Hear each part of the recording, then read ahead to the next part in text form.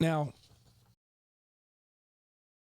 over the weekend, Joe Biden was interviewed by Al Sharpton on Al Sharpton's show on MSNBC called Politics Nation. I'm not going to get into why Al Sharpton, a man who falsely accused a woman of rape, has his own TV show. Not going to get into the fact that a man who once called Jews diamond merchants and white interlopers has a TV show. I'm not going to get into that.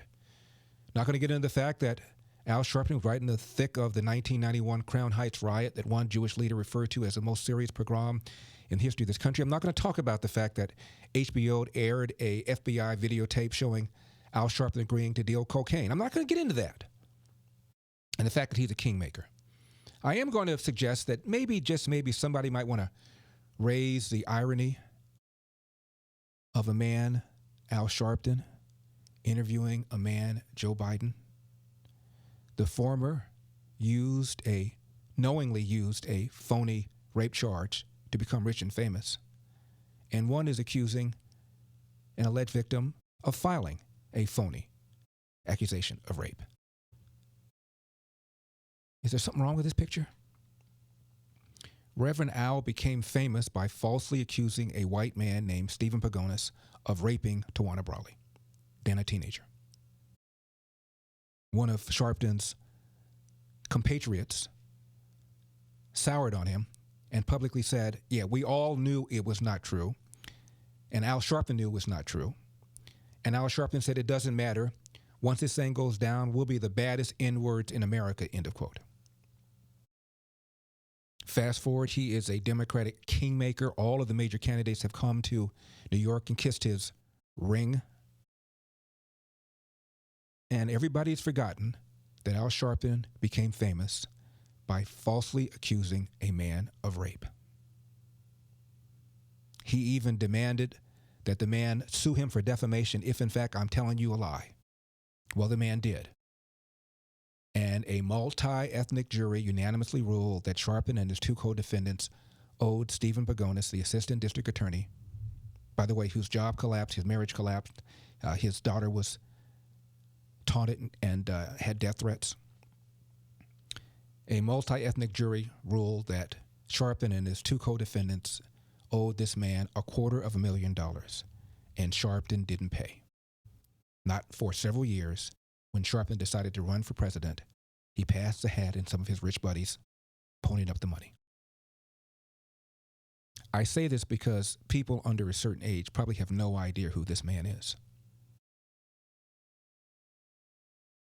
In the streets of Ferguson, before one moment of testimony was taken, yelling, "No justice, no peace," while simultaneously saying that he came out of the King movement, meaning the Martin Luther King movement. He's a disciple of Martin Luther King. When have you heard MLK go on the streets and yell, "No justice, no peace"? By the way, Sharpton believes O.J. Simpson is innocent. At the Million Man March some years ago, he was speaking, and he said, O.J. is home, but Mubi Amu Jamal ain't home, and we're not going to rest until all our brothers are saved from this unjust racial system. So O.J. Simpson is home, meaning O.J. Simpson is innocent. And this Mumia Abu Jamal character murdered a Philadelphia police officer and is serving a life sentence. Evidence overwhelming, and here is Al Sharpton claiming that this man is innocent. Forget about Larry Elder. There is a left-wing host on CNN named Michael Shmerkanish. He wrote a book. He's based in Philadelphia. He wrote a book about it called Cop Killer, outlining all the evidence against this man that many people, including Al Sharpton, believe is innocent. I guess when you kill a cop, the standards are a little different. Is that how it works, Al? This is outrageous. Now, a lot of people are suggesting, some anyway, that Joe Biden step aside. There was an op-ed piece in the New York Times saying that Joe Biden should step aside because of the Tara Reade allegation. The New York Times issued an editorial urging the DNC to investigate Joe Biden. The DNC said, we're not going to investigate him. Can you imagine the DNC investigating the allegation against Joe Biden, how objective that would be? But the point is, the New York Times, in an editorial, suggested that that this thing needed to be investigated. Let me tell you what's really going on here. It has nothing to do with the Tara Reade allegation. Because if the left were really concerned about allegations like this, let's remember the allegations made against Bill Clinton, not just by Paula Jones, but by Juanita Broaddrick, who claims that she was raped by him, and that 2 weeks after the alleged rape, Hillary verbally intimidated her to let her know she should keep silent or else. Do you really believe a party that nominated Bill Clinton and then nominated Hillary, despite the allegation made by Juanita Broaddrick that this alleged rape survivor was intimidated into remaining silent by Bill Clinton, do you really believe a party that nominated her gives a damn about some 27-year-old allegation made by Tara Reid against Joe Biden? They don't. Let me tell you what they're worried about. They're worried about stuff like this. Listen to this.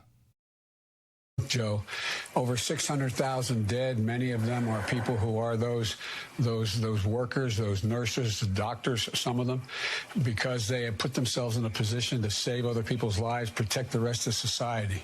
And we talk about that number like 600,000+ people. There's each and every one of them. 60,000. Yeah, 60,000. 660. I missed 60,000. Just off by a factor of 10, Joe. That's what they're worried about. Joe Biden going on television saying over 600,000 people have died in this country from the coronavirus, when the number at the time was around 60,000.